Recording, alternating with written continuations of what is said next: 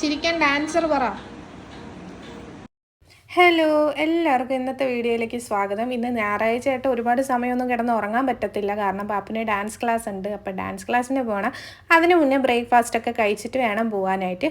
അതുകൊണ്ട് ഞാൻ എഴുന്നേറ്റ് പാടെ നേരെ കിച്ചണിലോട്ട് കയറി കറിയൊക്കെ ഉണ്ടാക്കി വെച്ചോട്ട് എന്നിട്ട് പൂരിക്ക് മാവ് കുഴച്ചിട്ട് ഓരോ ഉരുളകളാക്കി ഉരുട്ടിക്കൊണ്ടിരിക്കുന്നു.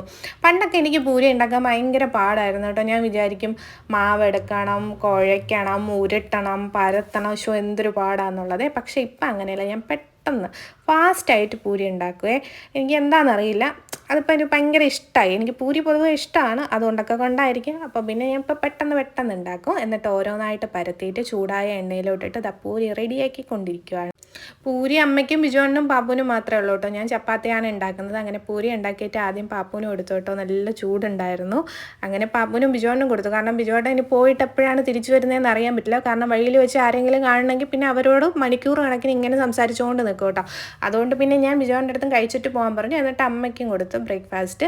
നല്ല ചൂടുണ്ടായിരുന്നു. പാപ്പു ഊതിയാണ് കഴിച്ചേട്ടോ. കാരണം പാപ്പുവിന് 9:30ക്കാണ് ഡാൻസ് ക്ലാസ്. അങ്ങനെ പാപ്പു പോയി ബിജുവേട്ടൻ കൊണ്ടാക്കി അമ്മയ്ക്കും കൊടുത്തതിന് ശേഷമാണ് ഞാൻ പിന്നെ ചപ്പാത്തി ഉണ്ടാക്കിയിട്ട് ഞാൻ കഴിക്കുന്നത്. അപ്പം നമുക്ക് എന്താ പറയുക, എല്ലാം ചെയ്തിട്ടിരിക്കുമ്പോൾ നമുക്കൊരു റിലാക്സ് ചെയ്തൊന്ന് കഴിക്കാമല്ലോ.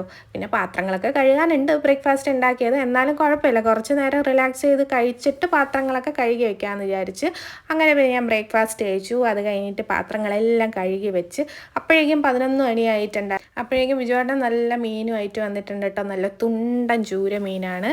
പിന്നെ നെത്തോലി ഉണ്ടായിരുന്നു. തുണ്ടൻ മീനായതുകൊണ്ട് ഞാൻ രക്ഷപ്പെട്ടു, ഇല്ലെങ്കിൽ ഞാൻ തെണ്ടിപ്പോയിനെ. കാരണം എനിക്ക് ഈ വലിയ മീനൊന്നും കട്ട് ചെയ്യാനൊന്നും വലുതായിട്ട് അറിയത്തില്ല. എന്താണെന്ന് അറിഞ്ഞുകൂടാ കേട്ടോ, എനിക്കത് അറിഞ്ഞുകൂടാത്തതുകൊണ്ടാണേ. അങ്ങനെ പിന്നെ ഞാൻ പെട്ടെന്ന് മീനെല്ലാം കഴുകി വൃത്തിയാക്കി എടുത്തു. ബിജുവേട്ടൻ എനിക്ക് തേങ്ങ തിരുവിത്തരാമെന്ന് പറഞ്ഞു. അത് ഭയങ്കര ഹെൽപ്പായിരുന്നു കേട്ടോ.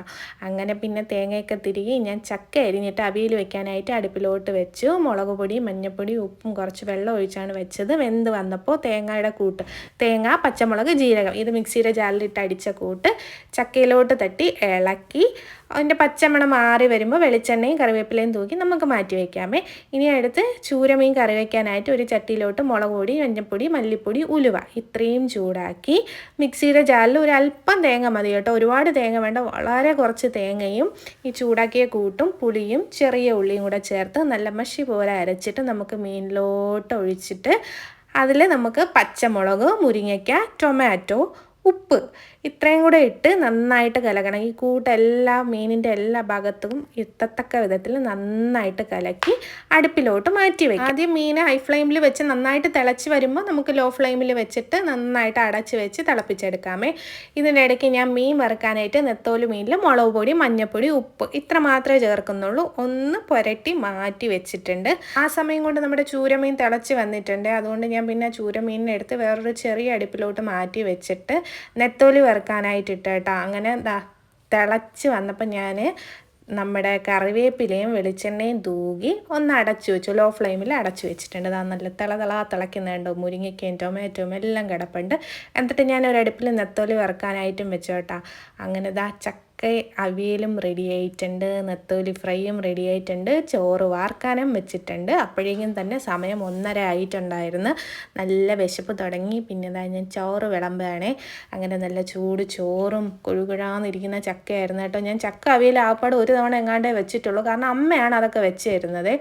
അതുകൊണ്ട് പിന്നെ എനിക്ക് വെക്കേണ്ടി വന്നിട്ടില്ല. പക്ഷേ ഇന്ന് കുറേ നാളൊക്കെ ശേഷം വെച്ചതാണ്. പക്ഷേ നല്ല ടേസ്റ്റ് ഉണ്ടായിരുന്നു. അങ്ങനെ ചക്ക അവിയലും ചൂര മീൻ കറിയും നെത്തോലി ഫ്രൈയും, ഒഴിക്കാനൊന്നും ഇല്ലായിരുന്നു ഇന്ന്, ഇതൊക്കെയായിരുന്നു കേട്ടോ കറികൾ. അങ്ങനെ അതൊക്കെ കഴിച്ചിട്ട് കിടന്ന പാത്രങ്ങളെല്ലാം കഴുകുകയാണ്. കാരണം നമ്മളിനി എത്ര സമാധാനത്തിലിരുന്നാലും അടുക്കള അലങ്കോലപ്പെട്ട് കിടന്നാൽ പിന്നെ നമുക്ക് സമാധാനത്തോടെ ഇരുന്ന് കഴിക്കാൻ പറ്റില്ല. എന്നാലും പിന്നെ വിശപ്പ് കൊണ്ട് ഞാൻ ചോറ് കഴിച്ചിട്ട് പാത്രങ്ങളൊക്കെ കഴുകാമെന്ന് കരുതിയിരിക്കുമായിരുന്നു. അങ്ങനെ പാത്രങ്ങളെല്ലാം കഴുകി അടുപ്പിൻ്റെ പുറമെല്ലാം വൃത്തിയാക്കി. ഇനിയിപ്പോൾ പാപ്പുവിനെ പഠിപ്പിക്കണം. പാപ്പുവിന് നാളെ പീരിയോഡിക് ടെസ്റ്റ് സ്റ്റാർട്ട് ചെയ്യാണ് കേട്ടോ. അപ്പോൾ ഞാൻ ഇനിയിപ്പോൾ ക്വസ്റ്റ്യനൊക്കെ ചോദിച്ച് അവളെ കൊണ്ട് ആൻസറൊക്കെ പറയിപ്പിക്കണം. അപ്പോൾ ആ പരിപാടിയാണ് ഇപ്പോൾ നടന്നുകൊണ്ടിരിക്കുന്നത് കേട്ടോ. അപ്പോൾ ഇന്നത്തെ വീഡിയോ ഇതൊക്കെയായിരുന്നു. ഒരു പകുതി ദിവസം, ഞങ്ങളുടെ വീട്ടിലെ പകുതി ദിവസം. അപ്പം നിങ്ങൾക്ക് വീഡിയോ ഇഷ്ടപ്പെട്ടിട്ടുണ്ടെങ്കിൽ ലൈക്ക് ചെയ്യണം, കമൻറ്റ് ചെയ്യണം, നമ്മുടെ ചാനൽ സബ്സ്ക്രൈബ് ചെയ്യണേ. അപ്പോൾ ഇന്നത്തെ വീഡിയോ ഇത്രയേ ഉള്ളൂ. നമുക്ക് അടുത്ത വീഡിയോ കാണാം. അതുവരെ tata, bye bye, see U.